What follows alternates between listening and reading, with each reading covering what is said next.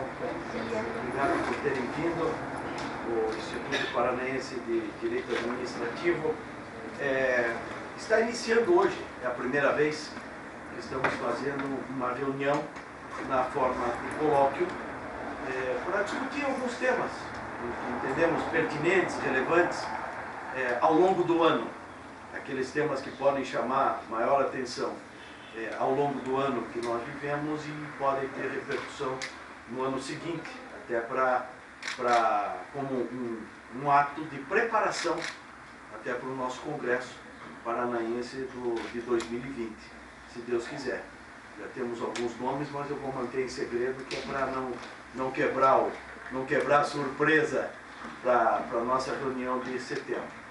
Mas a ideia desse colóquio do Edgar é exatamente para que a gente possa debater em conjunto uma determinada norma, uma alteração, efetivamente com reflexos na administração pública, reflexos no direito administrativo. E por incrível que pareça, isso não é contraditório, o primeiro tema deste primeiro colóquio é uma lei de natureza penal administrativa, que é a lei de abuso de autoridade, que vai entrar em vigor no próximo dia 6 de janeiro, mas que já está causando e causou, como tudo no Brasil causou do ponto de vista legislativo nesse ano de 2009, ou de 2019, um conflito extraordinário, principalmente entre os poderes legislativo e executivo. E a lei de abuso de autoridade não foi diferente. Primeiro porque, embora a repercussão da ideia da lei de abuso de autoridade tenha ganhado uma força extraordinária em 2019, o fato é que desde 2016 o Congresso Nacional já estava discutindo uma reforma da lei de abuso de autoridade, que, muito ao contrário do que muita gente sustentou dentro do próprio Poder Legislativo, existe desde 1964. Quer dizer, assim que houve a mudança política da democracia que tínhamos até 64, da intervenção militar, já em 1964 foi ditada uma lei de abuso de autoridade, e acreditem, infinitamente mais dura do que essa que nós temos hoje. Então, se você for fazer um estudo histórico, lei nós temos. Aliás, como sempre, o Brasil, de lei, é o país campeão do mundo, né? Eu costumo brincar que é o único país do mundo que você assina uma revista chamada Lex. Quer dizer, isso para mim sempre foi uma contradição, um absurdo, abominável. Quer dizer, a gente como advogado dentro do escritório tinha que assinar uma revista, e acreditem que cada volume dessa revista é um catatal de 1000 folhas, para você estar por dentro das leis. Tal a quantidade de leis que se ditava e se dita no Brasil sobre os mais variados temas. Então a gente tem que ter uma lex. O problema no Brasil sempre foi a aplicação da lei, não a existência ou não de uma lei em determinado tempo. Então vocês vejam que é a lei de abuso de autoridade, 64, desde 2016 um projeto de lei sendo discutido no Congresso, dormindo em banho-maria, daquela forma que nós conhecemos, né? A velocidade legislativa no Brasil, quem dá é o próprio Legislativo, principalmente a mesa diretora da Câmara e do Senado, vocês estão vendo isso agora, né? Todo dia isso acontece, e esta semana está acontecendo, com o aspecto da execução da pena em segundo grau, novas normas previdenciárias e assim por diante. Quer dizer, a velocidade quem dá é o interesse político do momento, essa é a verdade.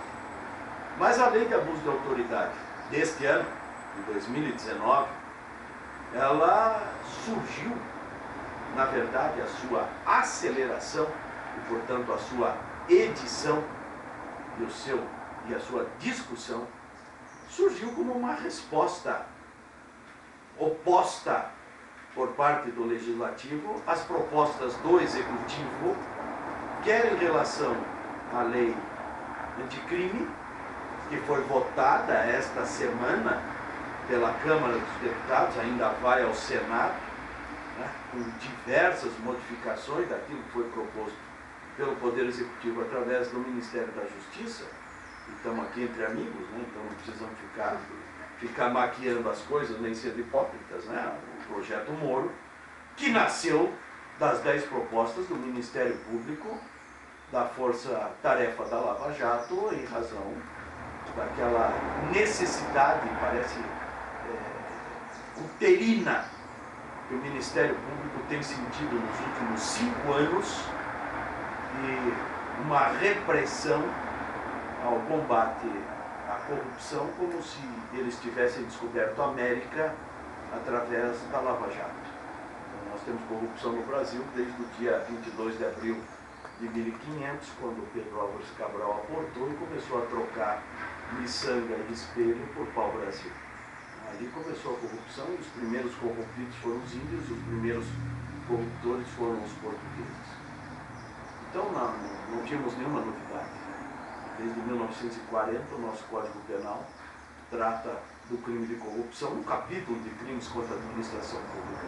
E se nós retrocedermos ainda mais, se vocês pegarem o Código Criminal do Império do Brasil, vocês vão ver que no Código Criminal do Império de 1824 já existia o crime de corrupção, o crime de peita, né? Peitar, essa expressão que nós temos hoje, vou peitar, isso não é de quem dá carteirada, não, isso é uma expressão técnica, jurídica, penal, né? O crime de peita, você peitar alguém, você corromper alguém, você dar de frente com uma autoridade pública para desviá-lo das suas funções no seu interesse pessoal. Aliás, o Código Criminal do Império do Brasil é uma delícia. Não precisa nem ler nenhum livro de história. Eu sei que é chatíssimo ler lei, né? Artigo 1º, 2º, mas o passeio que você dá pela história, conhecendo os fatos que ocorreram no Brasil, a leitura do Código Criminal do Império é uma delícia. Você vê cada crime, os crimes contra o rei são absolutamente deliciosos de se analisar, e você quase consegue identificar aqueles crimes lá de 1824 hoje, em relação à Lei de Segurança Nacional e assim por diante. Muito bem. Então, a Lei de Abuso de Autoridade, que vai entrar em vigor no dia 6 de janeiro, ela ressurgiu das cinzas dos gabinetes do Poder Legislativo como uma resposta a toda essa tentativa de se alterar radicalmente as normas em relação a direitos individuais, principalmente as cláusulas pétreas, a liberdade de defesa, a amplitude da defesa, o devido processo legal. Por quê? Porque se imaginou que, se acabando com o habeas corpus, e acredito que vocês sabem disso, uma das medidas propostas pelo Ministério Público através da sua equipe da Lava Jato era restringir o habeas corpus. É uma coisa abominável na evolução do direito no Brasil, acabar com o habeas corpus. Uma garantia e uma conquista às duras penas, depois do período da Revolução de 64. Costumo dizer, pessoal já me ouviu falar disso, mas aqueles que ainda não sabem, em 1978, quando tivemos aqui no Curitiba a 7ª Conferência Nacional da OAB, a tese de Pontes de Miranda, aqui na Universidade Federal do Paraná, Pontes de Miranda trouxe a tese do restabelecimento pleno do habeas corpus. Um auditório não muito maior do que esse, tinha quase 5.000 pessoas, era pior do que o penitenciário. Estava todo mundo amontoado para ouvir Pontes de Miranda defender o restabelecimento do habeas corpus. E ele efetivamente foi restabelecido, temos plenitude, e se tentou restringir esse direito. Então, chegou um momento que não vamos obviamente aqui tratar de ideologia, mas chegou um momento em que houve uma reação do parlamento brasileiro a essas tentativas de alteração radical do sistema jurídico brasileiro penal e principalmente das garantias individuais as cláusulas pétreas do artigo 5º da Constituição. Entre eles, o que mais em voga hoje está o princípio da presunção de inocência, que está sendo jogado no lixo, inclusive pelo Supremo Tribunal Federal, que, graças a Deus, reconheceu o princípio da presunção de inocência e jogou no colo das duas casas legislativas a briga para saber quem vai ser o protagonista para que determine a execução de uma pena quando há uma decisão meramente de segundo grau e ainda quando não há trânsito de julgamento. Eu tenho dito, repetido, conversado com muita gente que o ativismo judicial ele só pode ser aceitável no Brasil a partir do artigo 6º e seguintes da Constituição Federal, que trata dos direitos sociais, e sempre o ativismo tem que ser no sentido de garantir e ampliar os direitos e nunca para restringir e dificultar a defesa do cidadão. Bom, neste quadro todo, vivido por nós nos últimos dias, temos a lei de abuso de autoridade.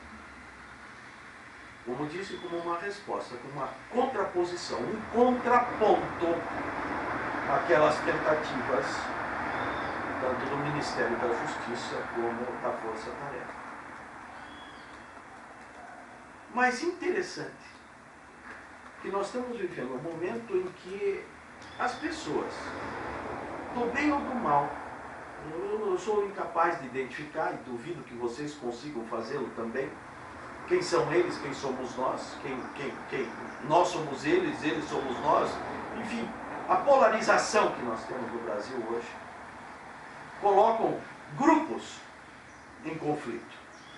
E um determinado grupo, que eu não sei se isso é o meu, se não é o meu, eu não sei me identificar nisso de grupos, mas o fato é que um determinado grupo consegue vender com muita facilidade para a sociedade brasileira, muito facilmente, as suas ideias. E outros sofrem para conseguir vender as suas ideias. Então hoje é muito fácil dizer que nós precisamos acabar com o habeas corpus, que nós precisamos da prisão em segundo grau. O que a comunidade quer, o que a sociedade quer é isso. Aí eu pergunto a vocês, e se nós fizermos um plebiscito para mudar a Constituição do Brasil, para aplicar a pena de morte, qual é o resultado que vocês acham que ia ter? O que nós íamos ter hoje como resultado do plebiscito para a pena de morte? Nós íamos ver em Campo Grande, na Praça Central de Campo Grande, ou na beira do rio, uma guilhotina. Íamos começar a ver cabeça rolar, jogada no rio. Praça Tiradentes aqui, vamos botar uma forca. Bota um patíbulo, vamos enforcar todo mundo. Porque é evidente que a manipulação social é fácil quando os temas principais são vendidos de forma de um marketing, a Bebel conhece isso muito melhor do que eu, vendida de uma forma ampla para toda a sociedade.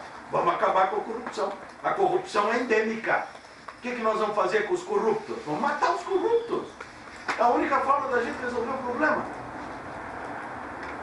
Se isso fosse solução, a gente tocava uma bomba atômica nos morros do Rio de Janeiro, acabaríamos com o tráfico. E acabar com o tráfico de entorpecente? Vamos invadir uma penitenciária de segurança máxima e vamos matar o Fernandinho Beramar e o Marcola? Nós vamos acabar com o tráfico? Mas acreditem, pessoal, se nós formos para a rua, se agora a gente sair daqui e for na Praça Espanha com um livrinho e perguntar o que o senhor acha da pena de morte, vamos matar os traficantes, vamos matar os corruptos? Vocês só vão botar X no sim, sim, sim, sim, sim. Vocês não vão achar uma pessoa que diga, não, você está louco? Nós temos uma Constituição, ninguém pensa na Constituição. Cada um pensa no seu bem-estar. E a venda da prática de corrupção é muito grande. Tanto que o pacote anticrime que foi votado essa semana, o nome iuris da lei é pacote de combate à corrupção, vírgula, aos crimes de tráfico, vírgula, aos crimes violentos contra a pessoa, ponto. Vocês vejam a alteração, né, deontológica da lei. botaram os crimes violentos contra a vida, no nome iuris da lei, em terceiro lugar, como se fosse capaz de nós estabelecermos uma hierarquia de direitos ou de valores a serem enfrentados, colocando a corrupção em primeiro lugar, porque é isso que vende, é isso que o povo quer. A lei anticrime é contra a corrupção. Precisamos dela, precisamos de coisa nenhuma. Precisamos de coisa nenhuma. Nós temos leis, basta que se apliquem as leis. Ao contrário, lá na outra ponta, surgiu a lei de abuso de autoridade. A reação do Poder Executivo do Brasil, através do Ministério da Justiça, através do Dr. Sérgio Moro, foi tamanha, que dos 47 artigos da lei de abuso de autoridade, 34 foram vetados. 34 foram vetados. Que lei é essa? Uma lei de 49 artigos, tem 84 artigos vetados, não há lei, não sobrou nada. Do que trata esta lei? E mais do que isso, os vetos, todos eles seguem um parâmetro, aí sim, jurídico, sem qualquer fundamento. Desses 34 vetos, basicamente todos eles dizem: devemos vetar primeiro, porque se trata de norma ampla. Chegaram ao ponto de dizer que se trata de norma penal em branco, que é um instituto completamente diverso, e que traz insegurança jurídica. Ô, dia. Chegou o doutor Luzado, aí ficamos felizes de vê-lo mexendo o braço, né? O nosso grande jogador. Você tem que sair com o Rodrigo Pironti, né? Ele quebra o braço jogando golfe, você quebra o braço jogando. Mas as razões de veto da lei por parte do Poder Executivo basicamente seguiram essas duas ideias. Primeiro, é uma norma genérica de interpretação ampla, portanto não pode virar lei, e de difícil aplicação porque traz insegurança jurídica. Insegurança jurídica para quem? Para as autoridades. Porque se trata de uma lei de abuso de autoridade. Traz insegurança jurídica para quê? Para o sujeito que pratica o crime.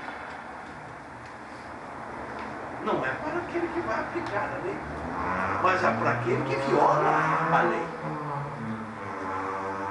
Então essas razões de veto foram absolutamente medíocres.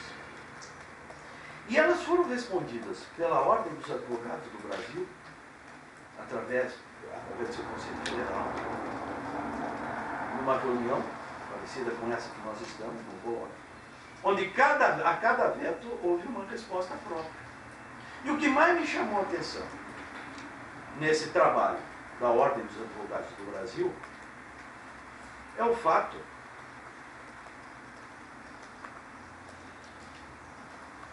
nota técnica do Conselho Federal a respeito dos vetos, de que a cada inconsistência apontada pela Ordem dos Advogados do Brasil havia uma referência direta e básica em relação à Constituição da República. Não se trata de norma de interpretação genérica, até porque isso já está na Constituição. A mim, pessoalmente, isso irrita. Porque se está na Constituição, se já está na lei. Nós precisamos de uma nova lei para isso? Precisamos. E a reação à lei mostra como ela é necessária. A reação à vida por parte daqueles que se sentiram ofendidos. Pessoal, ofendidos. Não é nem atacados, não é nem tocados pela lei. Ofendidos com a lei. Já vou falar sobre isso, como ocorre, por exemplo, com os magistrados. Se sentiram ofendidos com a lei. Eu sou intocável. Como é que pode ter uma lei de abuso de autoridade que fale de mim? Da minha atividade profissional. Eu sou intocável. Claro que é intocável. principalmente o Tribunal de Justiça da Bahia, onde 3 ex-presidentes estão na cadeia. Sou intocável. Eu sou puro, eu sou fiscal. Mas voltemos à nota técnica da ordem. Então, a cada inconsistência apontada no veto, existe uma referência direta à norma em vigor, que já trata dessa matéria. Por exemplo, um juiz pode praticar o crime de prevaricação, tá certo? Segurando um processo que deveria julgar, concluso há 6, 7, 8 anos, bora, prevaricou. Ou ao contrário, passou um processo de determinado, que aí é outro problema, mas hoje estamos entre amigos, não vou encher o saco de vocês. Ontem o Luciano já me ouviu falar isso para os vereadores, da fulanização das normas, né? Parece que uma lei foi feita para fulano de tal, ou uma decisão judicial é para fulano de tal, fulanizando, individualizando uma lei que é para todos em relação a uma única pessoa, criando ainda mais conflito social de oposição deles e de nós e assim por diante.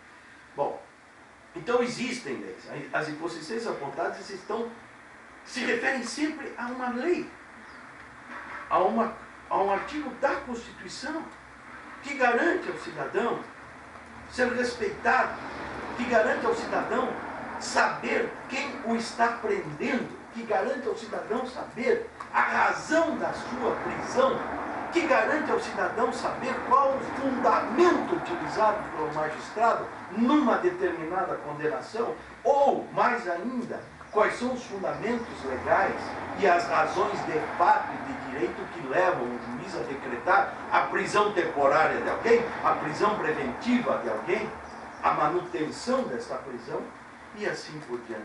Então, a lei vem dizer que é abuso de autoridade deixar de soltar um preso quando evidentemente não houver razão para mantê-lo preso. Muito bem. Vem a Associação dos Magistrados, ou antes disso, a ordem faz a nota técnica que não é em confidência, até porque saiu na revista da ordem, está no site da OAB, depois desses vetos e depois dessa inconsistência, quando a lei volta para a Câmara dos Deputados, a ordem faz um lobby poderoso. Fala com todo mundo, com todos os deputados que têm ligação com a ordem. Vão lá, vão falar. Tem que derrubar o veto. Tem que derrubar o veto. E o que fez a Câmara? Derrubou todos os vetos. E a lei foi finalmente editada com todos os seus 47 artigos originários, passando por cima, como um trator, dos 34 vetos do Poder Executivo. Temos a lei. E aí vem a pergunta do nosso primeiro colóquio. Quem tem medo da lei? Falamos só. Quem tem medo da lei? Vejam vocês que esta lei prevê os seguintes sujeitos passivos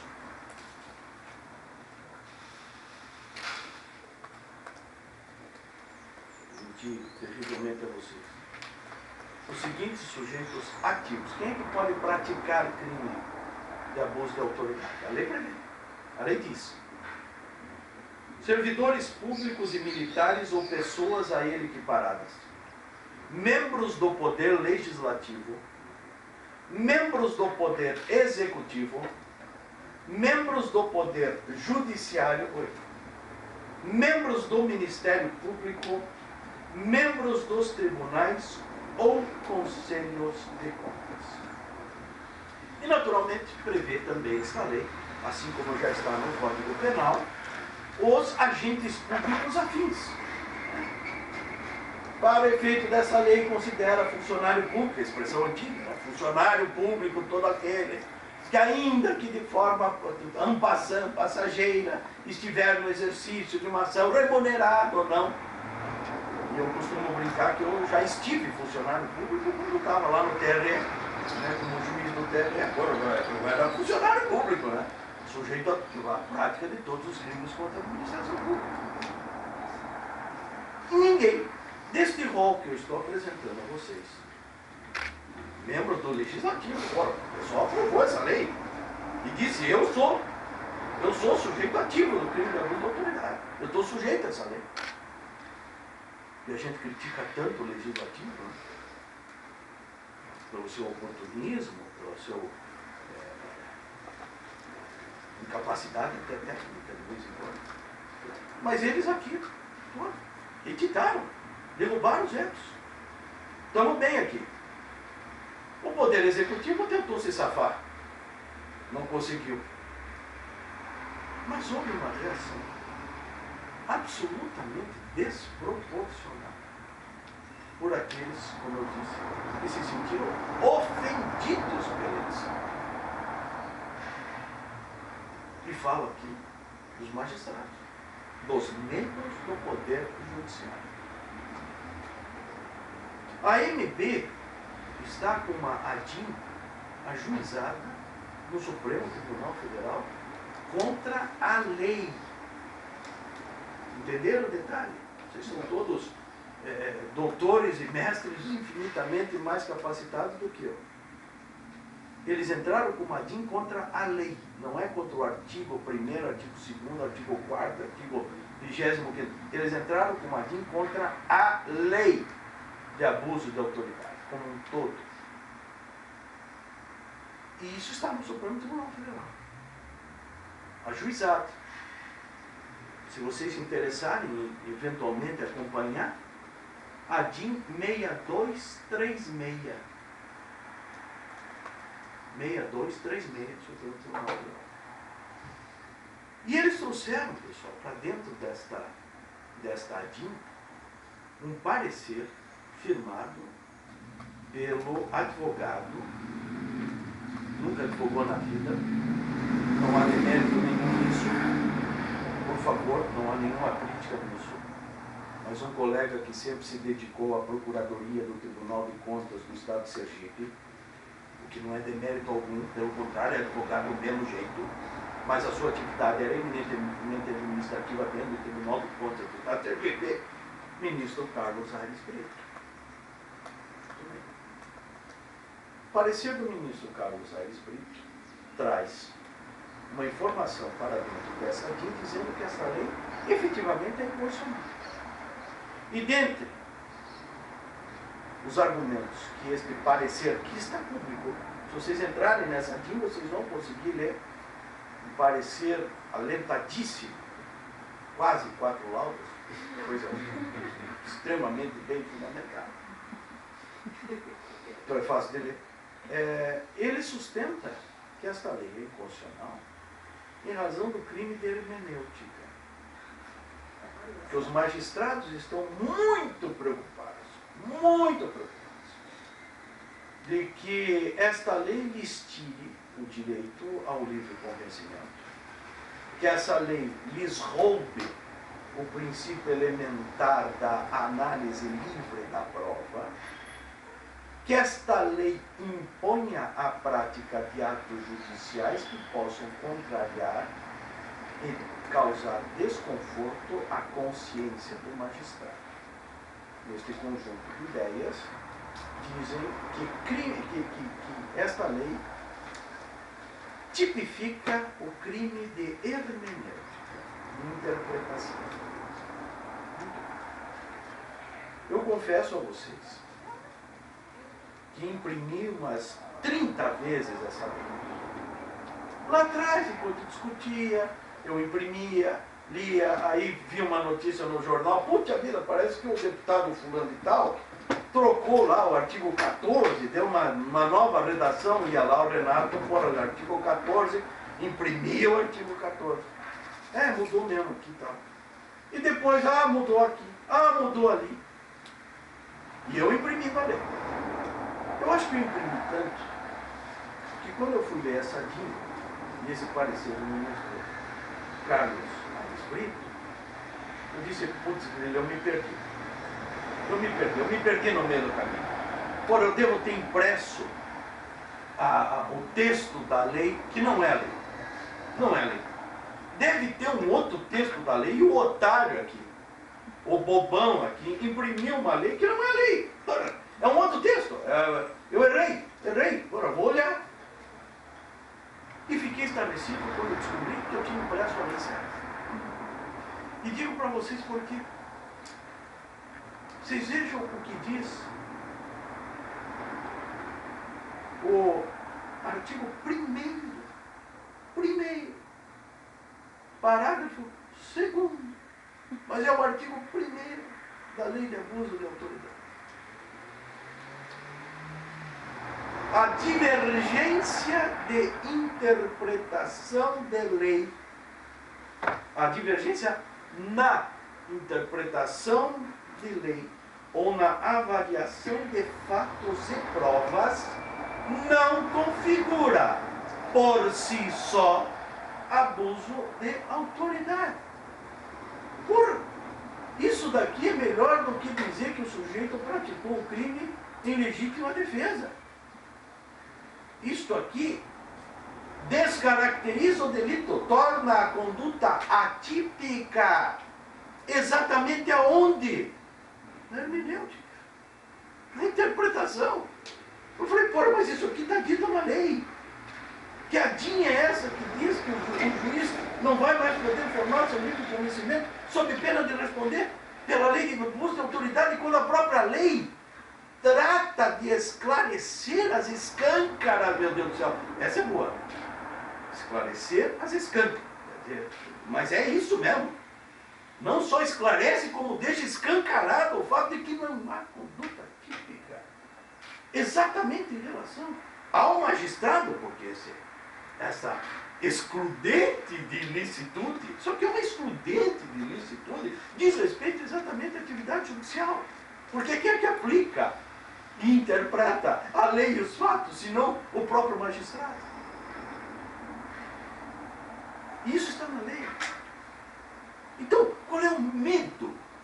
Qual é o pavor que uma norma desse conteúdo pode causar aos magistrados? Bom, mas eles não param aí. Eu falaria isso num congresso de magistrados, falaria isso no Tribunal de Justiça. Não pense que estão gravando, podem passar isso onde quiser. É a minha opinião. Eles não param aí.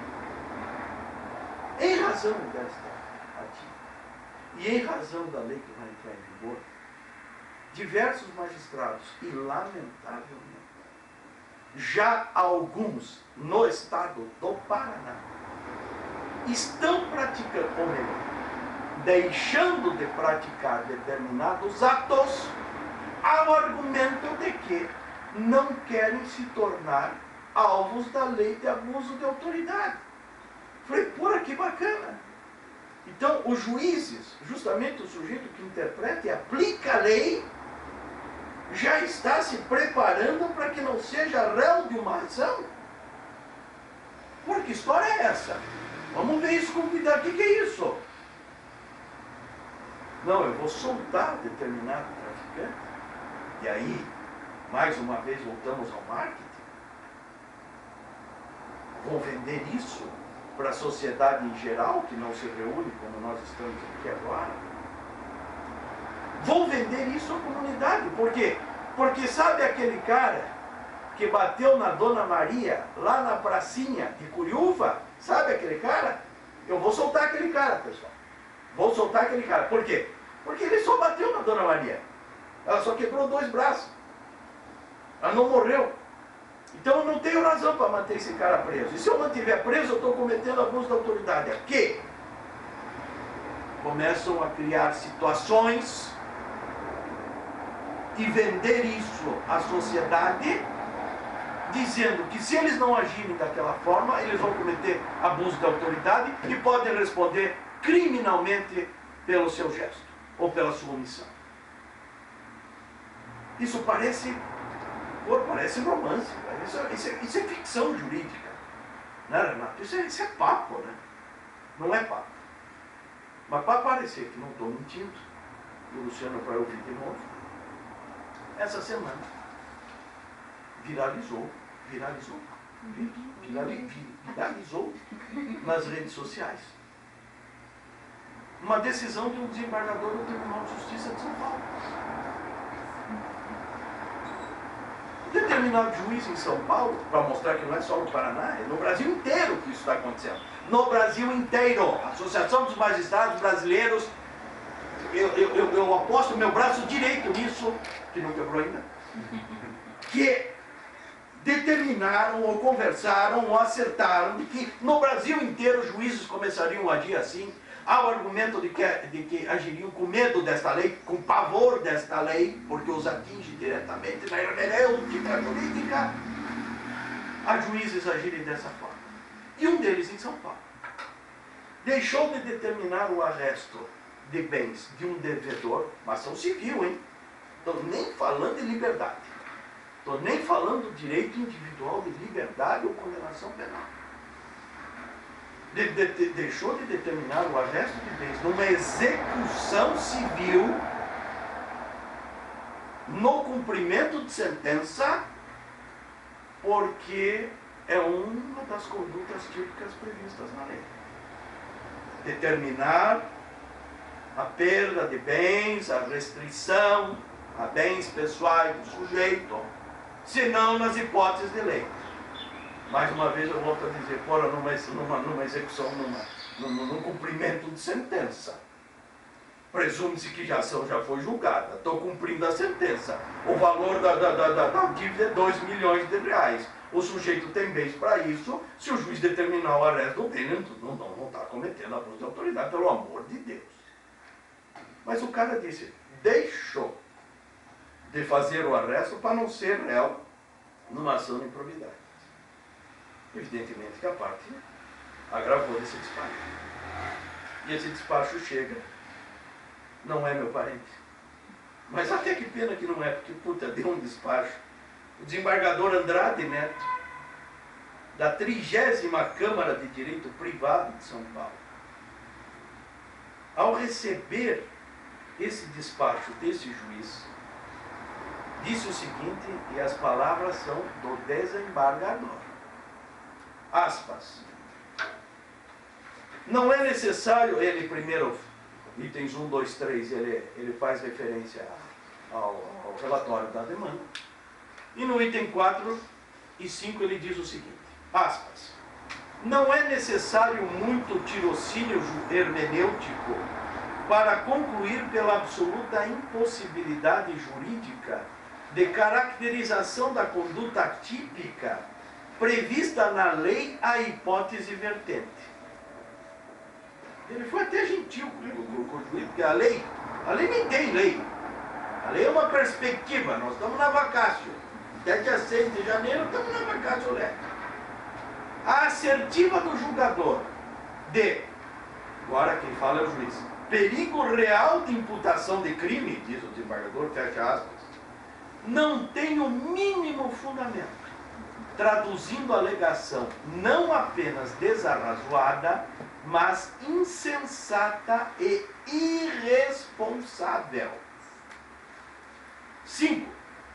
Tudo indica que o magistrado, descontente com a aprovação da nova lei de abuso de autoridade, resolveu se utilizar do processo para promover uma ação revoltosa totalmente infantil, transformando a relevante atividade do exercício da jurisdição em paspalhice política a revelar sua total imaturidade para o exercício da função judicante, fecho aspas.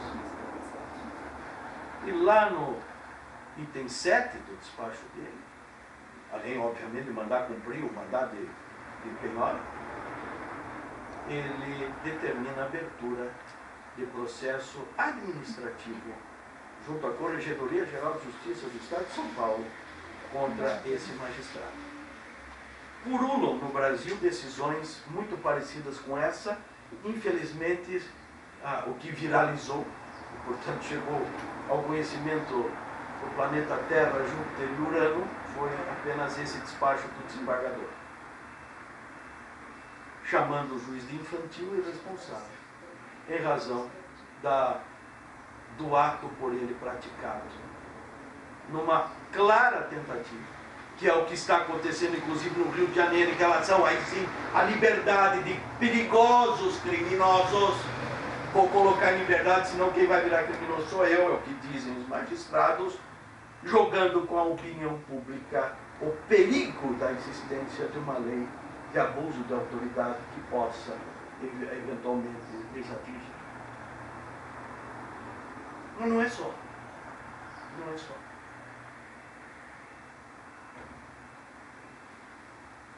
As ações penais previstas na lei de abuso de autoridade são ações penais públicas incondicionadas.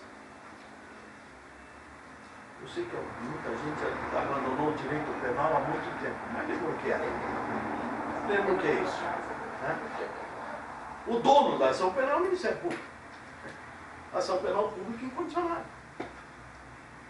Os promotores estão revoltadíssimos com a lei, tanto quanto os magistrados. Quem promove a ação? O Ministério Público. Ao particular não é dado praticar a ação penal, a não ser de forma subsidiária.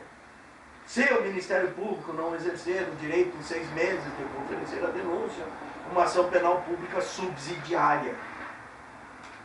Eu tenho 40 anos de profissão, devo ter oferecido uma ação penal pública subsidiária 2 vezes, né? 40 anos.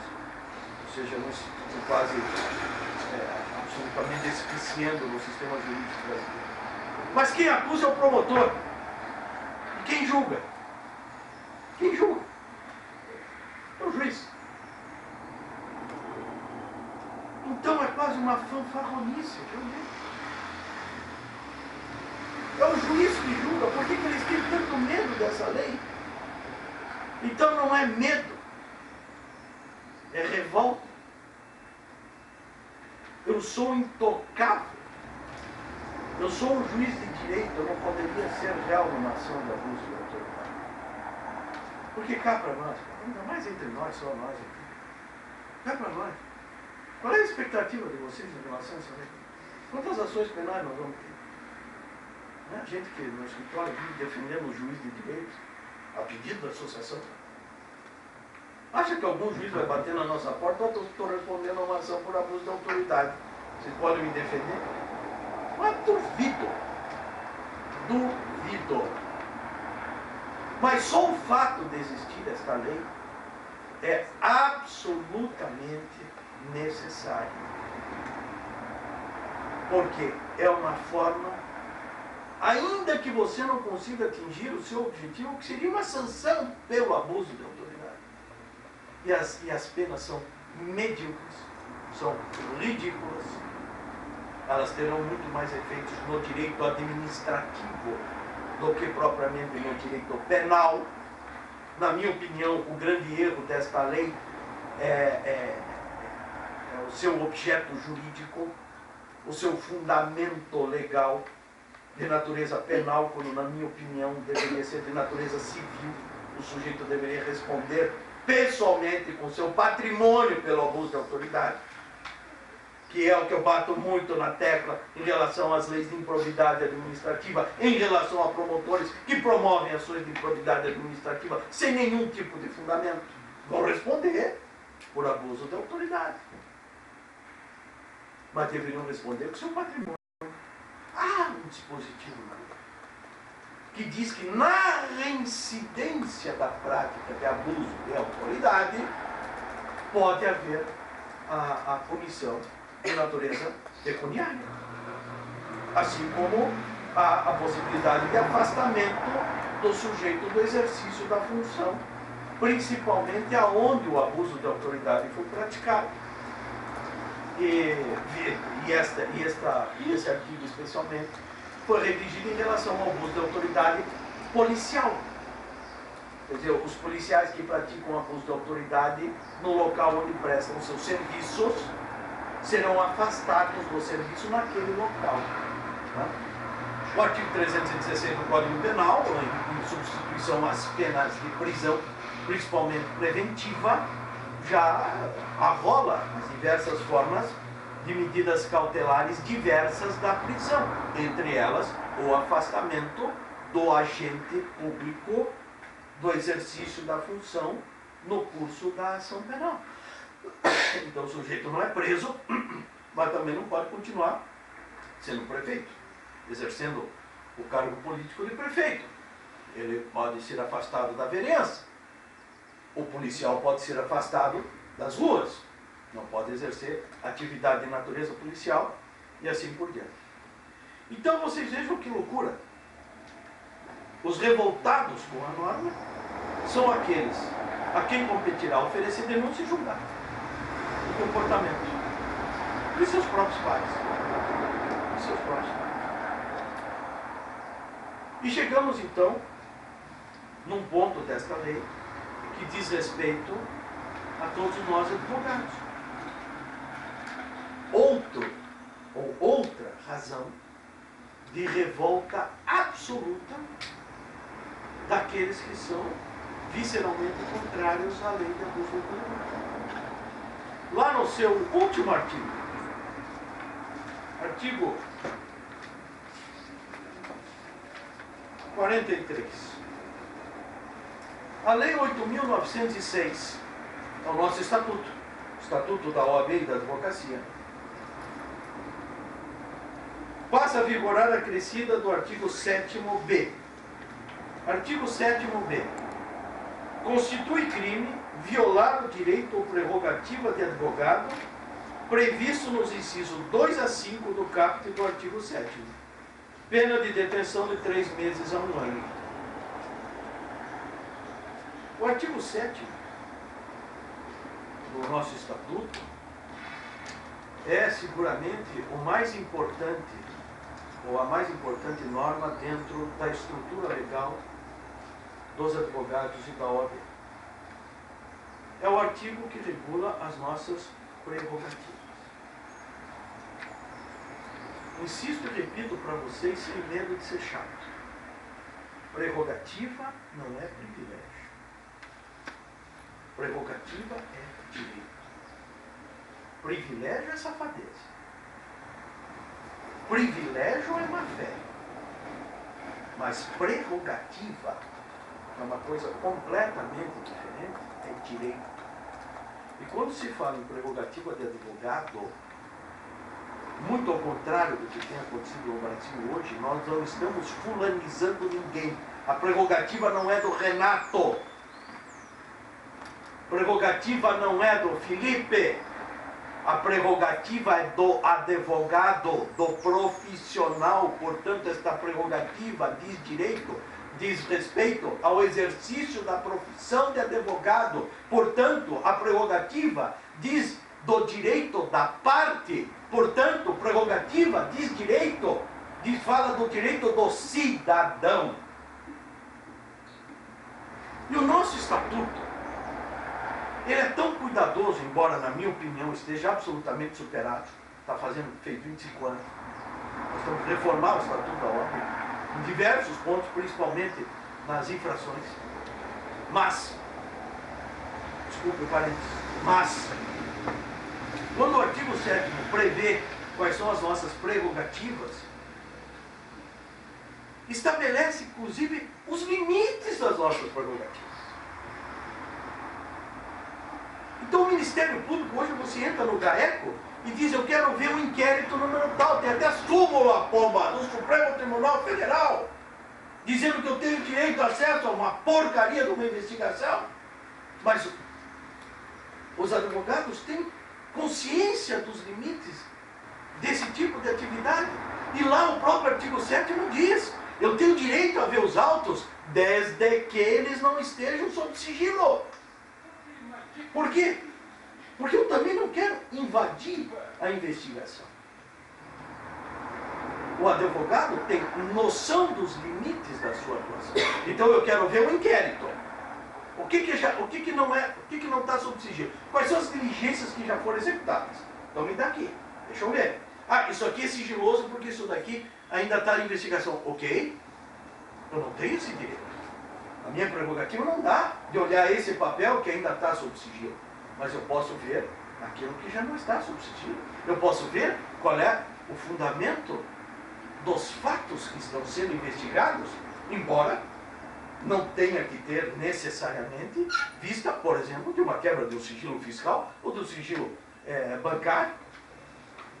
Mais uma vez, tratado com estardalhaço monumental pelo Supremo Tribunal Federal, uma matéria, desculpa a expressão, uma matéria de merda desse tamanho. Uma porcaria do negócio. Ninguém quer evitar isso. Ninguém é conivente com o crime. Embora muita gente esteja adorando criminalizar a atividade do advogado. Hoje nós somos coautores ou partícipes dos crimes dos nossos clientes. Somos. Todos nos veem assim. A magistratura nos vê assim. O Ministério Público nos vê assim. Esse advogado só está aqui para perturbar a minha investigação. Eu sou sério, ele não é. Então, a partir do momento que se criminalizou a inobservância das prerrogativas do advogado, eles retiraram, não do advogado, mas retiraram do cidadão as garantias mínimas do exercício livre da nossa profissão. É isso que aconteceu. E tem gente que não aceita isso. A criminalização das nossas prerrogativas. Esquecendo que nós tomamos essa cautela. Delimitar nós próprios as nossas prerrogativas. Porque temos consciência dos limites da nossa atuação. Está lá. No dia 6, todos nós estaremos diante de um novo estatuto legal. Aqueles que advogam na área de direito administrativo terão, mais uma vez, um universo que se abre do ponto de vista da análise de conduta de agentes públicos, agentes políticos. Toda uma gama de condutas, que obviamente não vou perturbar vocês lendo uma a uma, mas que caracterizam, portanto, que tipificam o crime de abuso de autoridade. E há uma expectativa positiva. Positiva. Se ela já está sendo didática, antes mesmo de entrar em vigor, por toda esta reação de autoridades sujeitas a essa norma, quer me parecer que ela poderá ser um freio, ela poderá representar ou refletir um freio de comportamento, uma forma de melhor investigação, um cuidado maior na imputação generalizada de cometimentos de malfeitos, principalmente quando tratamos de ações de improbidade administrativa. Tanto assim, meus irmãos, tanto assim, atinge tanto o direito administrativo, que esta semana, hoje é sexta-feira, não vou mentir para vocês, eu adoro ler tudo que é possível, toda manhã que eu chego no escritório. Esta semana, painel da Folha, segunda ou terça-feira dessa semana, 2 ou 3 de dezembro de 2019, a Folha de São Paulo, no painel, traz 2 notinhas desse tamanho, assim. Podia passar desapercebido, desse tamanho. Procurador-Geral de Justiça do Estado de São Paulo baixou uma portaria ampliando o prazo de investigação preliminar para efeitos de instauração de inquérito civil de 30 dias para 90 dias. Ou seja, era uma coisa que eu, por exemplo, não sabia que existia prazo interno dentro do Ministério Público para uma investigação preliminar para efeitos de instauração de inquérito civil. De 30 para 90. Mas daí de repente me cai a ficha. Porra, mas é por isso que sai tanta porcaria. Sai tanto inquérito civil absurdo. Sai tanta ação de improbidade ridícula. Eles têm um prazo. Eu tenho que fazer isso em 30 dias. E a segunda notinha dizia que esta portaria do Procurador-Geral de Justiça de São Paulo foi encaminhada ao Conselho Nacional do Ministério Público para que esta portaria seja aplicada genericamente a todo o Ministério Público do Brasil, ampliando esse prazo de investigação preliminar. Ou seja, antes o negócio era feito a toque de caixa. Agora vai ser feito a toque de caixa em 90 dias do mesmo jeito, porque não vai mudar absolutamente nada. E só para encerrar, a gente fala de ação de improbidade, enquanto isso, Luciano, ontem as senhoras vereadoras lembraram bem do fato. Dois casos recentíssimos desse tipo de abuso, que esta lei haverá, ainda que de forma didática, haverá de atingir. Lá na Bahia, no interior da Bahia, uma promotora de justiça entrou com uma ação de improbidade administrativa contra o prefeito, porque o prefeito estava dando para as crianças na merenda escolar carne. Não dava carne na merenda escolar. Eu devia ter uma ação de improbidade se ele não desse a carne, né? Mas ela entrou com uma ação de improbidade porque ela é vegana. E ela acha que as crianças só podem comer comida vegana. E ela recomendou.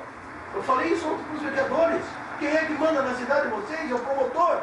Através do quê? Através de um atozinho medíocre de recomendação. A recomendação virou lei nas prefeituras, pessoal. Ela é vegana. Não pode dar comida, não pode dar carne para as crianças, porque as crianças vão passar mal. Tem que dar só comida vegana. Você foi passando de probidade administrativa. Isso não é abuso de autoridade? Perguntei ontem, pergunto para vocês. Vocês que são estudiosos. Ontem tínhamos lá vereadores de todo lugar, né? Cidade grande, cidade pequena. Isso não é abuso de autoridade? Por bom senso. Vocês acham isso grave? Então escutem essa. Isso tudo nas últimas 3 semanas. E aquilo que eu disse, aquilo que aparece em notícia de jornal e que ganha algum tipo de destaque. Fora o resto que a gente não ouve nem falar. Ministério Público, daí o Romeu até me perguntou, porra, mas como é que eles aceitaram fazer um taque desse? Eu falei, ó, detalhes não sei, mas o fato é verídico e é cômico. Em Belo Horizonte, em Minas Gerais, não vou mentir, não sei se é na capital ou no interior.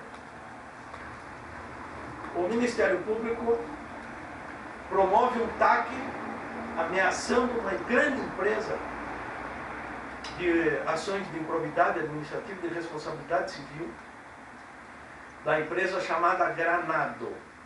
As meninas talvez saibam mais, que faz o sabonete Febo, que faz talco para os pés, talco de unha.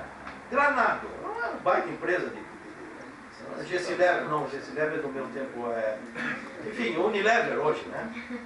Granado. Sabe por quê? Bom, a Granado é famosa. E ela faz esse conjunto de produtos de beleza. E ela fez 2 caixinhas para o Natal. 2 caixinhas. Assim, com kit. Um kit, esse que a gente dá no amigo secreto. Um kitzinho aqui, 2 tipos de caixinha. Numa caixinha, eles pegaram imagens antigas, como se fosse aqueles pôster antigos que a gente ainda vê por aí, de um zoológico. Assim, uma caixinha redondinha assim de um zoológico. Então tem lá um leão, tem lá um elefante, tem lá um macaquinho. Aqui, uma caixinha assim, coisa antiga. Bonita, colorida, bacana a caixinha. Eu gosto dessas coisas mais antigas, eu achei bonitinho. A outra é um circo. No zoológico, eu tenho um circo. E aqui no circo tem um ursinho, tem um elefante, tem um carrossel, igual esse que botaram no passeio público, que aliás está muito bonito. Olhem lá que está lindo. Um carrossel. Você sabe o que o Ministério Público acusou a Granado? De abuso contra os animais. De abuso contra os animais. Porque estava usando imagem do animal de forma depreciativa, dentro de um zoológico, imagem de um ursinho que é um palhaço de circo. E fez, eu não sei como é que a Granada, eu juro para você que eu estava louco de vontade para ver exatamente esta ação e para ver o que levou a Granada a aceitar, assinar um TAC. Tiraram. Vocês não vão ver essas caixinhas aí, não. Desculpe. Vocês não vão ver essa caixinha aí no mercado no final do ano. Não tem. Assinaram um TAC, tiraram o troço. Eu não sei porquê. Mas o ridículo viralizou mais uma vez. O absurdo viralizou. Então, meus amigos, a lei de abuso de autoridade, se Deus quiser, ela haverá de influenciar, e repito pela 10ª vez, pelo menos didaticamente. Você não vai levar a nada, não vamos ter ação penal nenhuma, mas só de tentar restringir esse tipo de abuso, até no direito de ação, e nós temos sustentado isso em preliminares da ação de improbidade, o abuso do direito da ação, por parte do Ministério Público, e via de consequência por parte de juízes que insistem em não cumprir a lei, que eu acho que talvez tenhamos aí uma norma que, se não for aplicada, assim como nenhum de vocês talvez até soubesse que tinha uma lei de abuso de autoridade desde 1964 em pleno vigor, mas pelo menos de forma didática essas pessoas tomem um pouco mais de cautela na prestação jurisdicional ou no trato com o cidadão brasileiro. Então, de todos os vícios que ela pode apresentar, eu acho que esta única, ou talvez única, virtude da norma seja suficiente para que nós tenhamos um pouco mais de segurança jurídica. Muito obrigado. Agora, não era palestra, hein? Esse colóquio não é palestra, né? É para a gente conversar, para trocar ideias a esse respeito, até a doutora Vivian, a doutora Adriana, que são diretoras do Instituto. Bom, são as donas, né? Eu sou um funcionário, de 5ª categoria do Instituto, estou lá só para encher a paciência de todo mundo. Porque a nossa ideia é desenvolver agora alguma dúvida, alguma pergunta, alguma orientação que vocês acham importantes. Diga. Um juiz que manda soltar todo mundo, como nesse exemplo aí sim não comete crime de abuso de autoridade? Claro, depois da vacácio. Uhum. O que diz a lei, o que diz a lei é deixar de colocar alguém em liberdade se evidentemente não houver razão que fundamente a prisão. Então seria uma prisão arbitrária. Qual é o medo do juiz? Bom, eu mantenho o cara preso. Eu tenho a convicção. Eu, juiz, tenho a convicção desse cara tem que ficar preso. Aí eu, como advogado, vou e impeto um habeas corpus em favor desse cliente que está preso. E evidentemente que eu vou dizer, doutor, ele está preso por abuso. O tribunal manda soltar. Esse juiz cometeu um crime de abuso de autoridade? Não. E eu vou ler para você. Por que não? Todos os crimes previstos na lei de abuso de autoridade, é fácil falar aqui, porque ontem eu até expliquei lá o que é isso. Mas aqui não preciso explicar. Exige um especial fim de agir. A lei, já no artigo 1º, exige um especial fim de agir. Só há crime por um especial fim de agir. Qual é esse especial fim de agir? Esta lei define crimes contra o servidor, tal. Parágrafo 1º do artigo 1º. As condutas descritas nesta lei constituem crime de abuso de autoridade quando praticadas, todas aquelas condutas, inclusive essa de soltar ou manter preso, quando praticadas pelo agente com a finalidade específica de prejudicar outrem ou beneficiar a si mesmo ou a terceiro, ou ainda por mero capricho ou satisfação pessoal. Então, é um especial fim de agir. Aquela prática do crime tem que ser, o crime tem que ser praticado em razão deste tipo de conduta, especial fim de agir, prejudicar o direito de alguém. A lei já prevê isso. Sabe por quê isso daqui ficou na lei? E sabe por que isso aqui causou um frisson entre a magistratura? Porque duas dessas expressões que foram inseridas na lei vêm de acordo do Gilmar Mendes. E pessoal, não tenho procuração dele e nem nutro nenhuma intimidade pessoal ou mesmo social, e tenho certa aversão a quase todos os membros de pessoalmente. Não tem problema meu pessoal, não tem nada a ver com isso. Mas o Gilmar Mendes, o ministro, em diversas ocasiões, quando ele desceu o cacete na força-tarefa da Lava Jato, ele agiu de forma absolutamente correta. Claro que ele está respondendo a 10 pedidos de impeachment. Por quê? Porque o povo não aceita aquilo. Mas ele agiu corretamente do ponto de vista jurídico. Satisfação pessoal. Ele dizia isso. Esses meninos de Curitiba estão agindo por interesse pessoal, por satisfação pessoal, por publicidade pessoal. E de repente, aquelas expressões que ele usava nos votos dele lá no Supremo Tribunal Federal apareceram na lei. Porra! A reação, o pessoal ficou louco. Porra! Só que ninguém teve a coragem, deviam ter, a coragem de dizer, porra, mas isso daqui eles estão usando a corte do Gilmar Mendes, esse cara que o povo brasileiro odeia, que o povo brasileiro quer fora do Supremo, o cara que atacou a força-tarefa. Então, o juiz não age por abuso de poder porque não há um fim específico de agir. Mas quando há, ele tem que responder por abuso de poder. E não esqueçam vocês nunca esqueçam. Nós tivemos que ouvir de um procurador da República, do Brasil. E não é esse que agora está sendo acusado de levar dinheiro. Que é aqui de Curitiba. Passou por aqui. Um procurador numa sustentação oral lá no começo da Lava Jato. No habeas corpus. Não era apelação. Um incidente, um agravo, um habeas corpus, não era. Ele teve a cara de pau de dizer: estamos diante de fatos heterodoxos. Fatos heterodoxos exigem medidas heterodoxas. Então tá bom, então vamos torturar. E foi o que eles fizeram.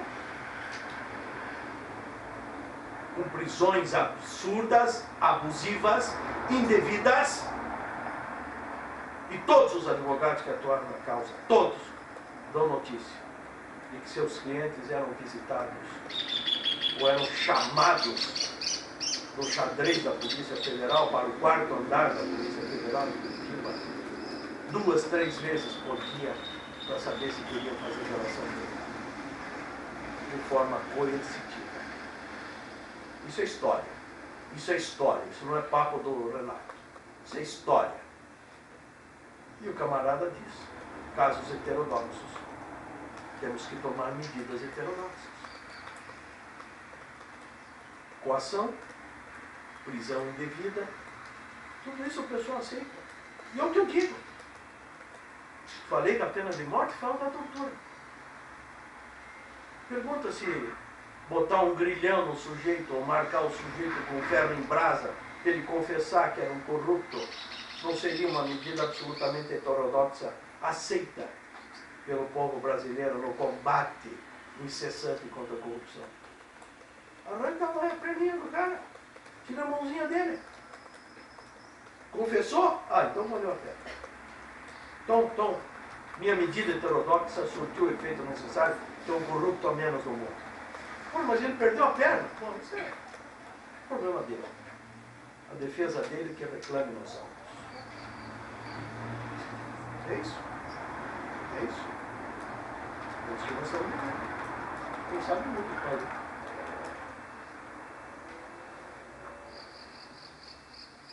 Filha, vamos fazer, será algum enunciado? Alguma coisa assim?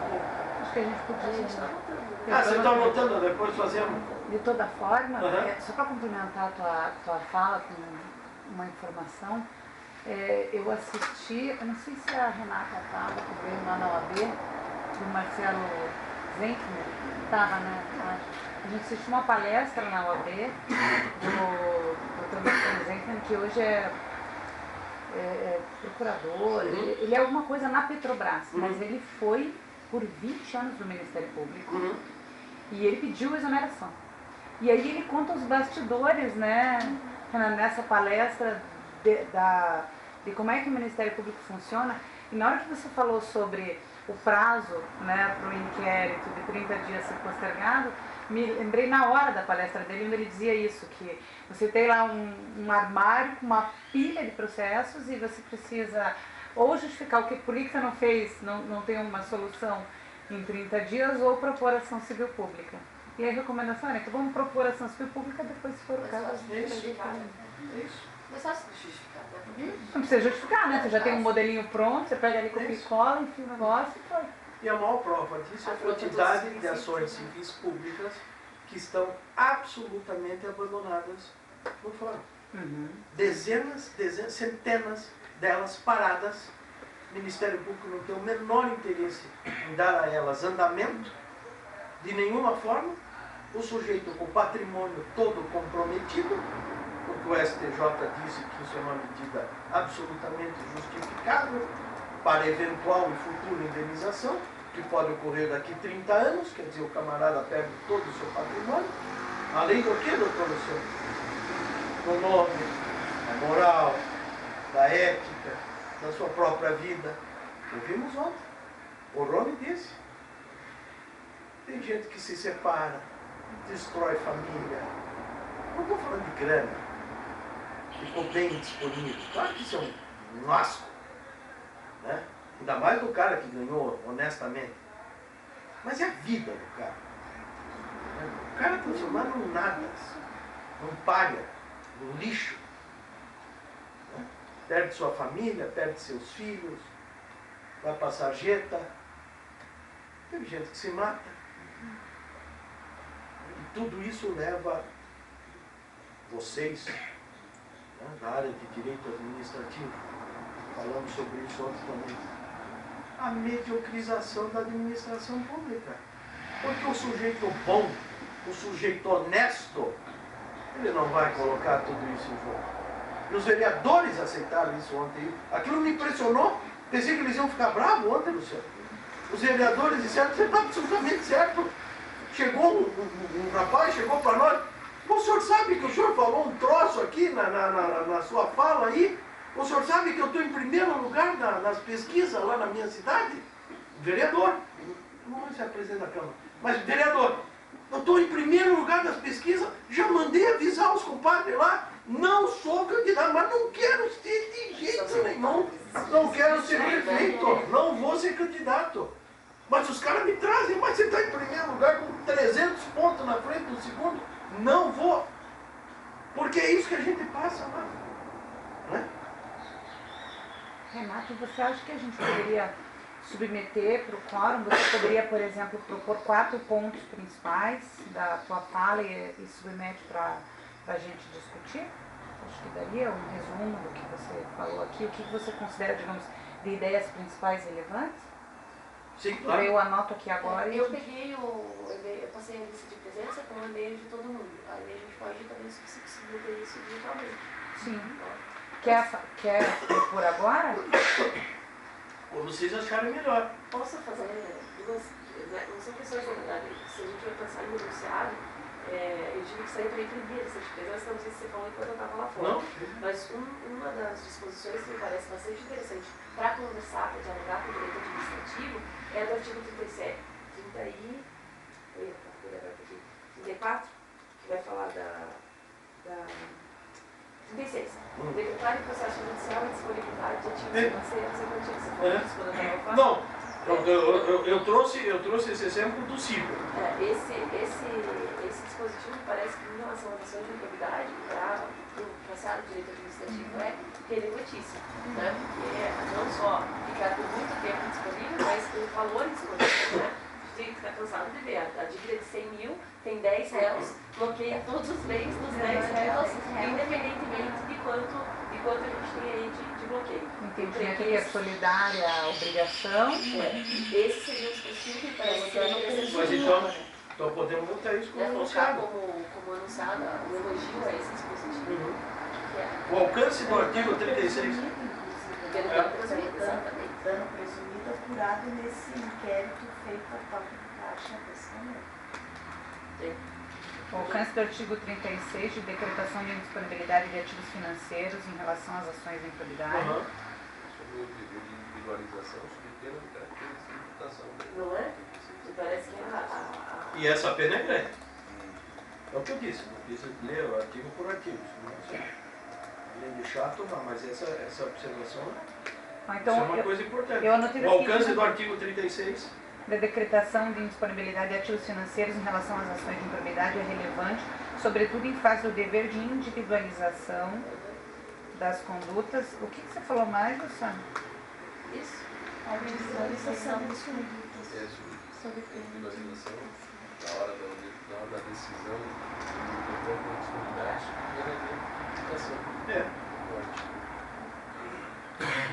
Ainda que o dispositivo não fale em individualização, mas se não está individualizado é excesso, né?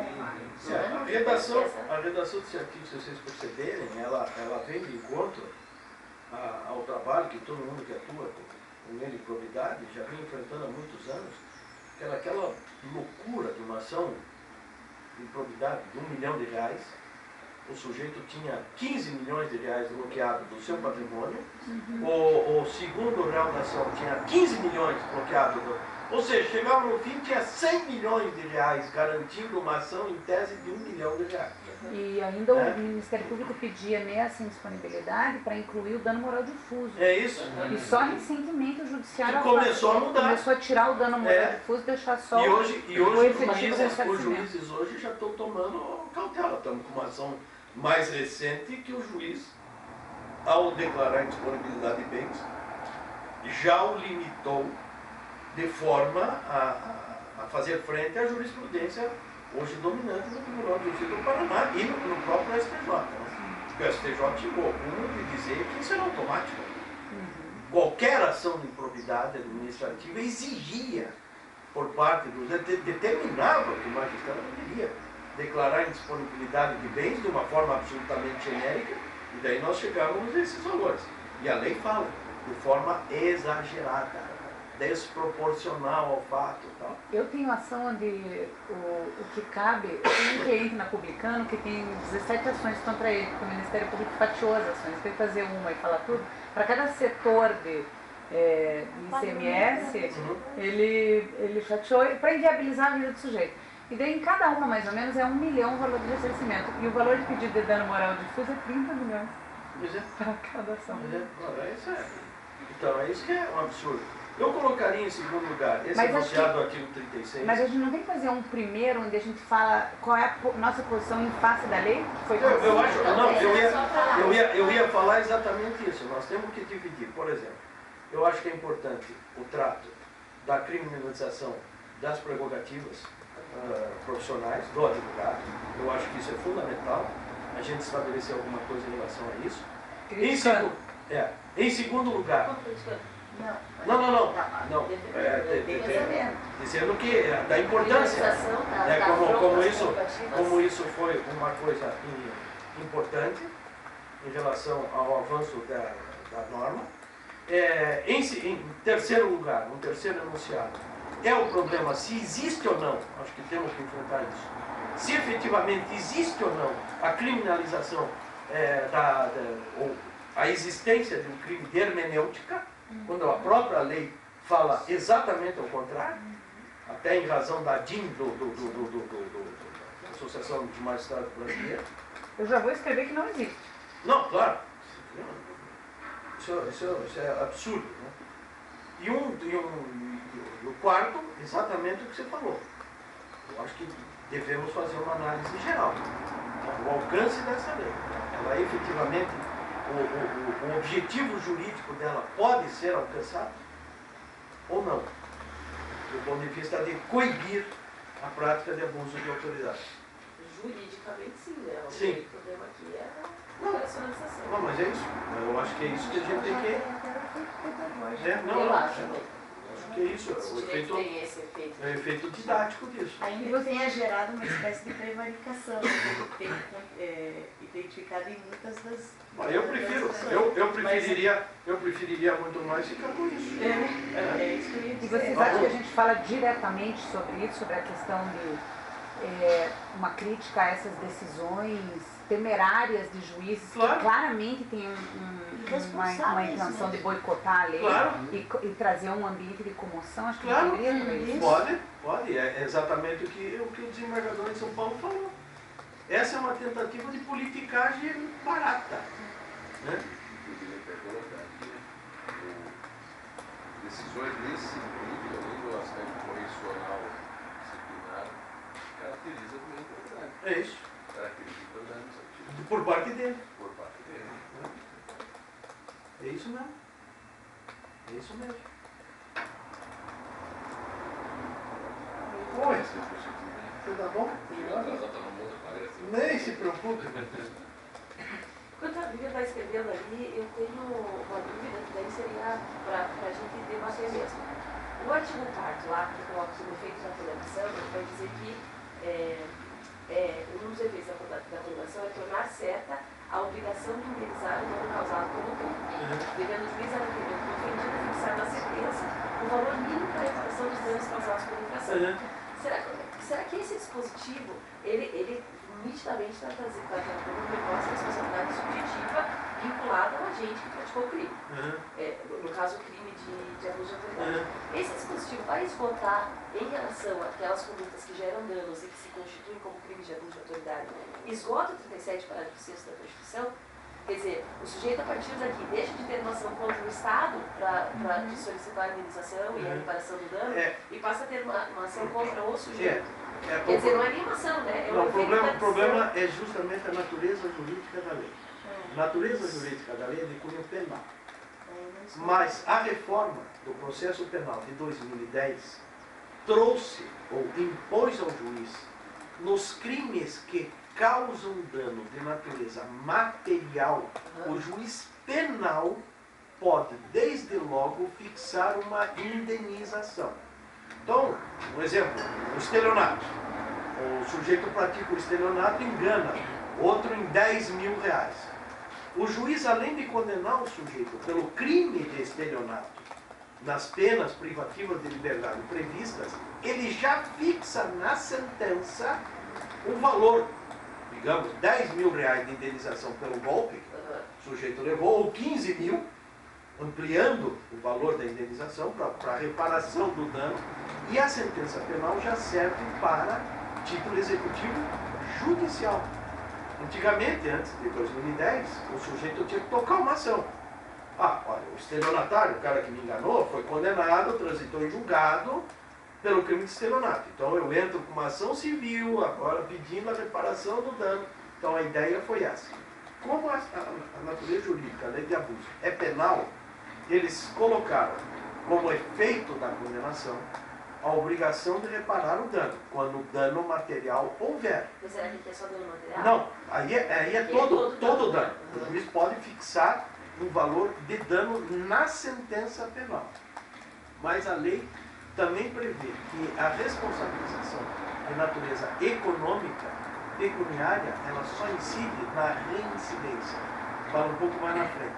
Só quando houver reincidência na prática de abuso é que a pena ultrapassará os limites da pena privativa de liberdade para atingir a responsabilidade patrimonial do sujeito. Mas aí, isso aí daria para dizer que então, isso é efeito acessório da condenação criminal, o que não excluiria uma responsabilização com fundamento no 37 parágrafo 6. Mas não sei, porque aí... Ou seria o que eximipe Isso que eu ia dizer, senão, porque a gente está pensando aqui na nossa ação, quando encontra um agente público que tenha praticado abuso. Agora vamos se colocar no papel de advogado do agente público que está sendo condenado por abuso. Ele está sendo responsabilizado pelo mesmo fato e o mesmo fundamento.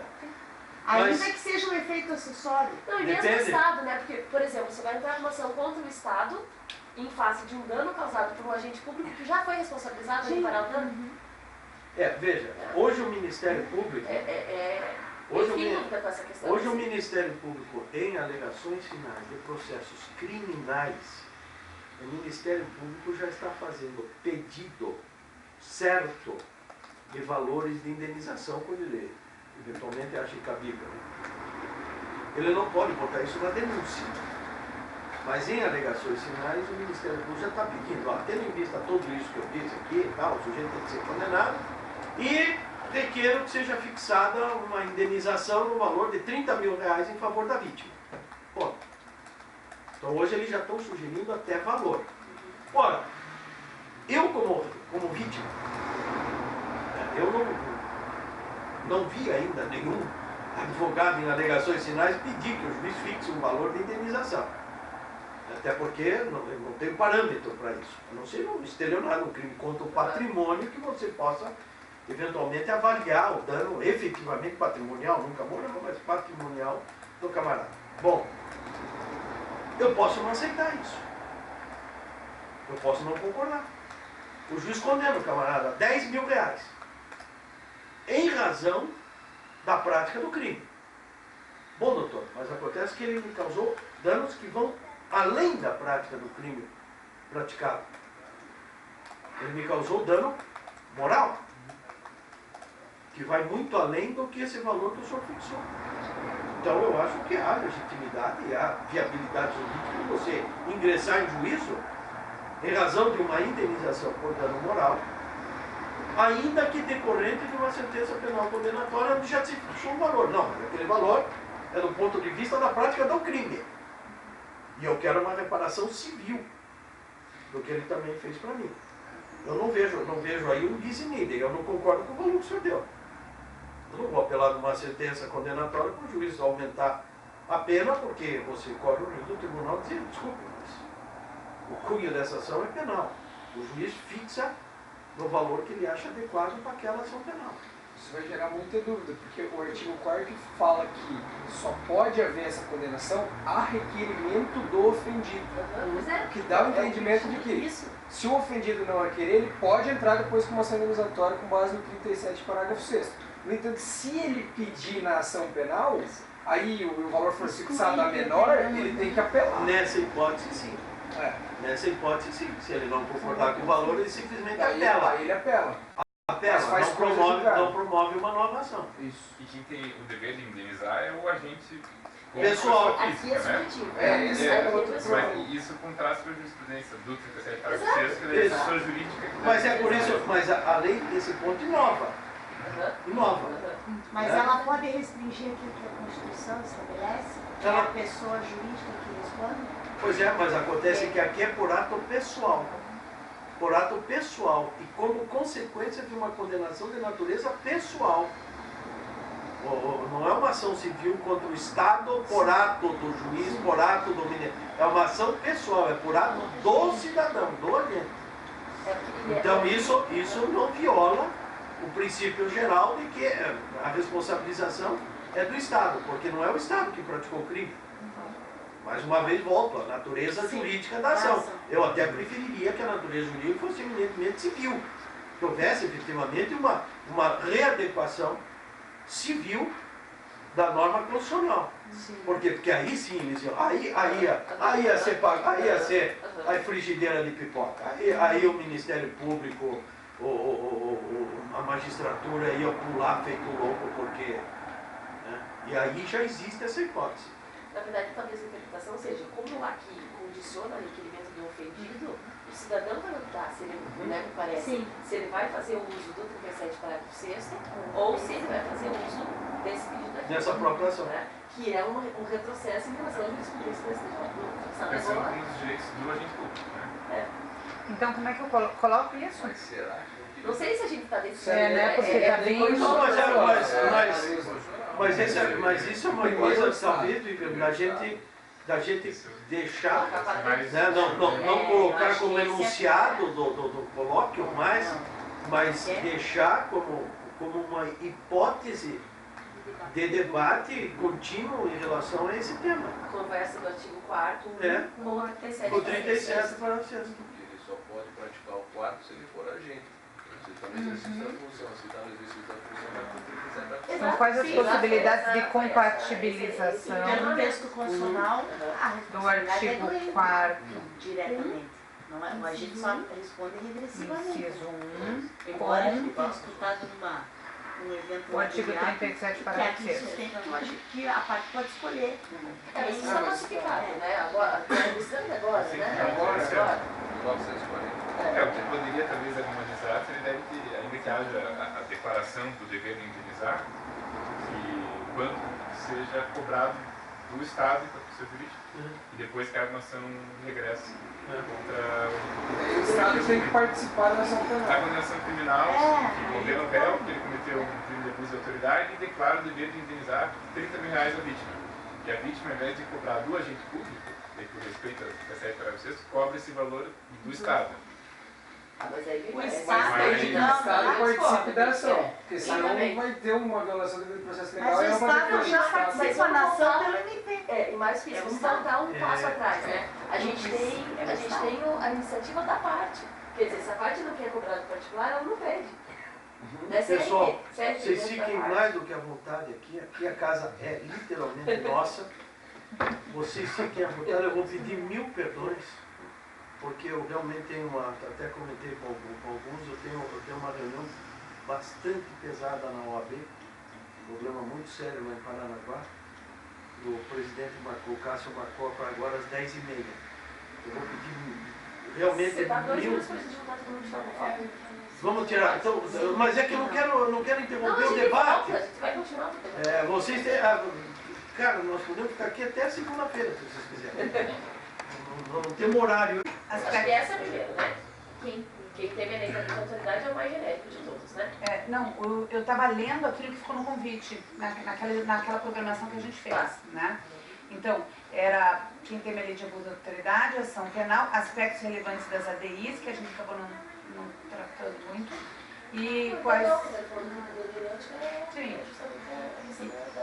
quais inovações, avanços, retrocessos e desafios a serem superados.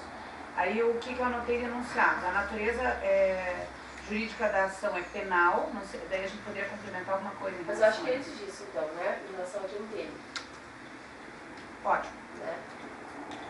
Em relação a quem teme. O Renato pontuou bastante é que não há sentido se temer a lei de abuso de autoridade, porque todo o processo vai se dar. Primeiro que falou que essa discussão do temor é uma discussão de natureza política e que não há sentido de se discutir politicamente essa questão, justamente porque a lei vai ser, o crime vai ser processado mediante o processo judicial. Né? Porque o que ele foi discutindo justamente isso, né? Se vai ser o Ministério Público que vai oferecer a denúncia. E o juiz que vai julgar, né? Não há sentido em se temer a lei, essa discussão é política, justamente porque o crime vai ser processado mediante o processo judicial. Com todas as garantias. E ainda frisou o especial fim de agir. Com todas as garantias. Eu acho que isso é o que dá para decorrer desse comentário mais geral. A lei traz E daí eu acho que a exigências. gente podia colocar essa questão do especial fim de agir quando a gente for trazer aquela ideia de que não há crime hermenêutica prevista na lei. Né?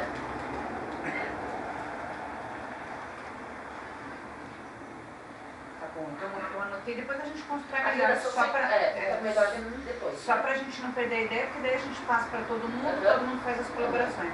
Não há sentido em se temer a lei, essa discussão é política, justamente porque o crime vai ser processado mediante processo judicial com todas as garantias. A lei traz a exigência de um especial fim de agir. O que afasta desde logo Tá.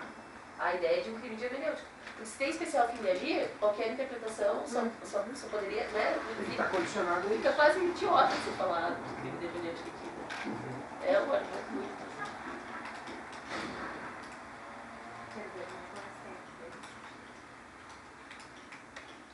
E é curioso, né? Porque a gente não está fazendo aqui a gente não chegou a discutir a vinculação dessa lei com a LINDB. Mas a LINDB vai falar de crime de opinião, né?